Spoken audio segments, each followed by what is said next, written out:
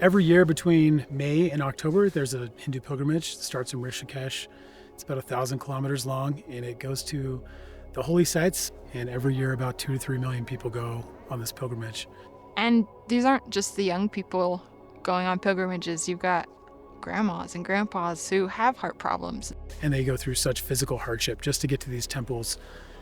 As you can imagine, having 2 million people in the mountains without infrastructure, without medical care, without an ambulance available, bad things are bound to happen, and they do every year. I would estimate that thousands of people die every year. One of the main issues is there was no quick way to evacuate anyone to a hospital that could actually care for them. There were no search and rescue teams that had medical skills.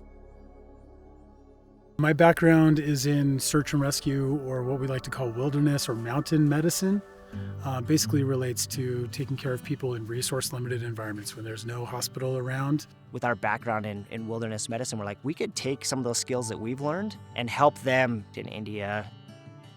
We get to bring these students and give them this opportunity of a lifetime where they can take things that they've learned in their classes here at BYU and touch the lives of others. One of my favorite opportunities we had in India was, it came from Nehru Institute of Mountaineering.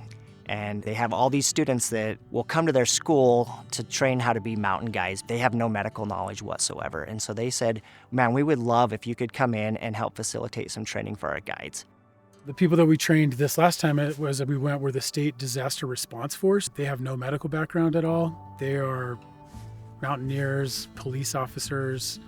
We've been able to train over 1,000 mountain guides and search and rescue personnel.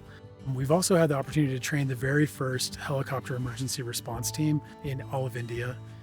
So at the BYU College of Nursing, we're all about global health. Every one of our students, our undergraduate students, gets an opportunity to work in some sort of global health site as part of their standard curriculum.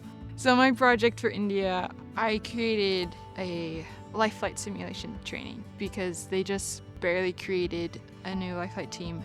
They're already expanding because of that. The helicopter team that we've trained has transported over 100 patients in the last year, and that's saved every one of those people's lives. I know that their skills have been put to good use. The next steps are, we really want to pinpoint where emergency medical services are most needed along this pilgrimage route. We don't want to just develop nurses, we want to develop Christ-like nurses. And I think a big part of that is learning to love people and to struggle with them. I think for these BYU students, it helps them see I can use that education to enhance the lives of others. God needs all our talents, and we can use them in so many different ways. There's so many people who have needs, and God will use us as we are.